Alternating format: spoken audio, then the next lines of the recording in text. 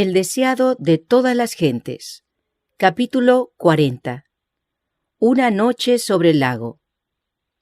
Este capítulo está basado en Mateo 14, versos 22 al 33. Marcos 6, versos 45 al 52 y Juan 6, versos 14 al 21. Sentada sobre la llanura cubierta de hierba, en el crepúsculo primaveral, la gente comió los alimentos que Cristo había provisto. Las palabras que había oído aquel día le habían llegado como la voz de Dios. Las obras de sanidad que había presenciado eran de tal carácter que únicamente el poder divino podía realizarlas. Pero el milagro de los panes atraía a cada miembro de la vasta muchedumbre. Todos habían participado de su beneficio. En los días de Moisés, Dios había alimentado a Israel con maná en el desierto. ¿Y quién era éste que los había alimentado ese día, sino aquel que había sido anunciado por Moisés? Ningún poder humano podía crear de 5 panes de cebada y 2 pececillos, bastantes comestibles para alimentar a miles de personas hambrientas. Y se decían unos a otros: «Este verdaderamente es el profeta que había de venir al mundo». Durante todo el día, esta convicción se había fortalecido. Ese acto culminante les aseguraba que entre ellos se encontraba el libertador durante tanto tiempo esperado. Las esperanzas de la gente iban aumentando cada vez más. Él sería quien haría de Judea un paraíso terrenal, una tierra que fluyese leche y miel. Podía satisfacer todo deseo, podía quebrantar el poder de los odiados romanos, podía librar a Judá y Jerusalén, podía curar a los soldados heridos en la batalla, podía proporcionar alimento a ejércitos enteros, podía conquistar las naciones y dar a Israel el dominio que deseaba desde hacía mucho tiempo. En su entusiasmo, la gente estaba lista para coronarle rey enseguida. Se veía que él no hacía ningún esfuerzo para llamar la atención a sí mismo ni para atraerse honores. En esto era esencialmente diferente de los sacerdotes y los príncipes, y los presentes temían que nunca haría valer su derecho al trono de David. Consultando entre sí, convinieron en tomarle por fuerza y proclamarle rey de Israel. Los discípulos se unieron a la muchedumbre para declarar que el trono de David era herencia legítima de su maestro. Dijeron que era la modestia de Cristo lo que le hacía rechazar tal honor. «Exalte el pueblo a su libertador», pensaban. «Véanse los arrogantes sacerdotes y príncipes, obligados a honrar a aquel que viene revestido con la autoridad de Dios». Con avidez decidieron llevar a cabo su propósito, pero Jesús vio lo que se estaba tramando y comprendió. Como no podían hacerlo ellos, ¿cuál sería el resultado de un movimiento tal? Los sacerdotes y príncipes estaban ya buscando su vida. Le acusaban de apartar a la gente de ellos. La violencia y la insurrección seguirían a un esfuerzo hecho para colocarle sobre el trono. Y la obra del reino espiritual quedaría estorbada. Sin dilación, el movimiento debía ser detenido. Llamando a sus discípulos, Jesús les ordenó que tomasen el bote y volviesen enseguida a Capernaum, dejándole a él despedir a la gente. Nunca antes había parecido tan imposible cumplir una orden de Cristo. Los discípulos habían esperado durante largo tiempo un movimiento popular que pusiese a Jesús en el trono. No podían soportar el pensamiento de que todo ese entusiasmo fuera reducido a la nada. Las multitudes que se estaban congregando para observar la Pascua anhelaban ver al nuevo profeta. Para sus seguidores, esta parecía la oportunidad áurea de establecer a su amado Maestro sobre el trono de Israel. En el calor de esta nueva ambición, les era difícil irse solos y dejar a Jesús en aquella orilla desolada. Protestaron contra tal disposición, pero Jesús les habló entonces con una autoridad que nunca había asumido para con ellos. Sabían que cualquier oposición ulterior de su parte sería inútil, y en silencio se volvieron hacia el mar. Jesús ordenó entonces a la multitud que se dispersase, y su actitud era tan decidida que nadie se atrevió a desobedecerle. Las palabras de alabanza y exaltación murieron en los labios de los concurrentes. En el mismo acto de adelantarse para tomarle, sus pasos se detuvieron y se desvanecieron las miradas alegres y anhelantes de sus rostros. En aquella muchedumbre había hombres de voluntad fuerte y firme determinación, pero el porte regio de Jesús y sus pocas y tranquilas palabras de orden apagaron el tumulto y frustraron sus designios. Reconocieron en él un poder superior a toda autoridad terrenal y sin una pregunta se sometieron. Cuando fue dejado solo, Jesús subió al monte apartado a orar. Durante horas continuó intercediendo ante Dios. Oraba no por sí mismo, sino por los hombres. Pidió poder para revelarles el carácter divino de su misión, para que Satanás no cegase su entendimiento y pervirtiese su juicio. El Salvador sabía que sus días de ministerio personal en la tierra estaban casi terminados y que pocos le recibirían como su Redentor. Con el alma trabajada y afligida, oró por sus discípulos. Ellos habían de ser intensamente probados. Las esperanzas que por mucho tiempo acariciaran, basadas en un engaño popular, habrían de frustrarse de la manera más dolorosa y humillante. En lugar de su exaltación al trono de David, habían de presenciar su crucifixión. Tal había de ser, por cierto, su verdadera coronación. Pero ellos no lo discernían, y en consecuencia les sobrevendrían fuertes tentaciones que les sería difícil reconocer como tales. Sin el Espíritu Santo para iluminar la mente y ampliar la comprensión, la fe de los discípulos faltaría. Le dolía a Jesús que el concepto que ellos tenían de su reino fuera tan limitado al engrandecimiento y los honores mundanales. Pesaba sobre su corazón la preocupación que sentía por ellos y derramaba sus súplicas con amarga agonía y lágrimas. Los discípulos no habían abandonado inmediatamente la tierra según Jesús les había indicado.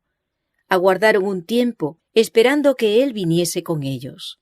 Pero al ver que las tinieblas los rodeaban prestamente, entrando en un barco, venían de la otra parte de la mar hacia Capernaum. Habían dejado a Jesús descontentos en su corazón, más impacientes con él que nunca antes, desde que le reconocieran como su Señor. Murmuraban porque no les había permitido proclamarle rey. Se culpaban por haber cedido con tanta facilidad a su orden. Razonaban que si hubiesen sido más persistentes, podrían haber logrado su propósito. La incredulidad estaba posesionándose de su mente y corazón. El amor a los honores los cegaba. Ellos sabían que Jesús era odiado de los fariseos y anhelaban verle exaltado como les parecía que debía serlo. El estar unidos con un maestro que podía realizar grandes milagros y, sin embargo, ser vilipendiados como engañadores era una prueba difícil de soportar. ¿Habían de ser tenidos siempre por discípulos de un falso profeta? ¿No habría nunca de asumir Cristo su autoridad como rey? ¿Por qué no se revelaba en su verdadero carácter el que poseía tal poder y así hacía su senda menos dolorosa? ¿Por qué no había salvado a Juan el Bautista de una muerte violenta? Así razonaban los discípulos, hasta que atrajeron sobre sí grandes tinieblas espirituales. Se preguntaban, ¿podía ser Jesús un impostor, según aseveraban los fariseos? Ese día los discípulos habían presenciado las maravillosas obras de Cristo. Parecía que el cielo había bajado a la tierra. El recuerdo de aquel día precioso y glorioso debiera haberlos llenado de fe y esperanza. Si de la abundancia de su corazón hubiesen estado conversando respecto a estas cosas, no habrían entrado en tentación. Pero su desilusión absorbía sus pensamientos. Habían olvidado las palabras de Cristo. Recoged los pedazos que han quedado, porque no se pierda nada. Aquellas habían sido horas de gran bendición para los discípulos, pero las habían olvidado. Estaban en medio de aguas agitadas, sus pensamientos eran tumultuosos e irrazonables, y el Señor les dio entonces otra cosa para afligir sus almas y ocupar sus mentes. Dios hace con frecuencia esto cuando los hombres se crean cargas y dificultades. Los discípulos no necesitaban hacerse dificultades. El peligro se estaba acercando rápidamente. Una violenta tempestad estaba por sobrecogerles, y ellos no estaban preparados para ella. Fue un contraste repentino, porque el día había sido perfecto, y cuando el huracán los alcanzó, sintieron miedo. Olvidaron su desafecto, su incredulidad, su impaciencia. Cada uno se puso a trabajar para impedir que el barco se hundiese. Por el mar era corta la distancia que separaba a Betsaida del punto a donde esperaban encontrarse con Jesús. Y en tiempo ordinario, el viaje requería tan solo unas horas, pero ahora eran alejados cada vez más del punto que buscaban. Hasta la cuarta vela de la noche lucharon con los remos. Entonces los hombres cansados se dieron por perdidos. En la tempestad y las tinieblas, el mar les había enseñado cuán desamparados estaban y anhelaban la presencia de su Maestro. Jesús no los había olvidado. El que velaba en la orilla vio a aquellos hombres que llenos de temor luchaban con la tempestad. Ni por un momento perdió de vista a sus discípulos. Con la más profunda solicitud, sus ojos siguieron al barco agitado por la tormenta con su preciosa carga, porque estos hombres habían de ser la luz del mundo. Como una madre vigila con tierno amor a su hijo, el compasivo Maestro vigilaba a sus discípulos. Cuando sus corazones estuvieron subyugados, apagada su ambición profana, y en humildad oraron pidiendo ayuda, les fue concedida. En el momento en que ellos se creyeron perdidos, un rayo de luz reveló una figura misteriosa que se acercaba a ellos sobre el agua. Pero no sabían que era Jesús. Tuvieron por enemigo al que venía en su ayuda. El terror se apoderó de ellos. Las manos que habían asido los remos con músculos de hierro los soltaron. El barco se mecía al impulso de las olas. Todos los ojos estaban fijos en esta visión de un hombre que andaba sobre las espumosas olas de un mar agitado. Ellos pensaban que era un fantasma que presagiaba su destrucción y gritaron atemorizados. Jesús siguió avanzando, como si quisiese pasar más allá de donde estaban ellos. Pero le reconocieron y clamaron a él pidiéndole ayuda. Su amado Maestro se volvió entonces y su voz aquietó su temor. «Alentaos, yo soy, no temáis». Tan pronto como pudieron creer el hecho prodigioso, Pedro se sintió casi fuera de sí, de gozo. Como si apenas pudiese creer, exclamó: «Señor, si tú eres, manda que yo vaya a ti sobre las aguas». Y él dijo: «Ven». Mirando a Jesús, Pedro andaba con seguridad, pero cuando con satisfacción propia miró hacia atrás a sus compañeros que estaban en el barco, sus ojos se apartaron del Salvador. El viento era borrascoso. Las olas se elevaban a gran altura, directamente entre él y el Maestro. Y Pedro sintió miedo. Durante un instante, Cristo quedó oculto de su vista y su fe le abandonó. Empezó a hundirse. Pero mientras las ondas hablaban con la muerte, Pedro elevó sus ojos de las airadas aguas y, fijándolos en Jesús, exclamó: «Señor, sálvame». Inmediatamente Jesús asió la mano extendida diciéndole: «Oh hombre de poca fe, ¿por qué dudaste?». Andando lado a lado y teniendo Pedro su mano en la de su Maestro, entraron juntos en el barco. Pero Pedro estaba ahora subyugado y callado. No tenía motivos para alabarse más que sus compañeros, porque por la incredulidad y el ensalzamiento propio casi había perdido la vida. Cuando apartó sus ojos de Jesús, perdió pie y se hundía en medio de las ondas. Cuando la dificultad nos sobreviene, con cuánta frecuencia somos como Pedro. Miramos las olas en vez de mantener nuestros ojos fijos en el Salvador. Nuestros pies resbalan y las orgullosas aguas sumergen nuestras almas. Jesús no le había pedido a Pedro que fuera a él para perecer. Él no nos invita a seguirle para luego abandonarnos. «No temas», dice, «porque yo te redimí. Te puse nombre, mío eres tú. Cuando pasares por las aguas, yo seré contigo, y por los ríos no te anegarán.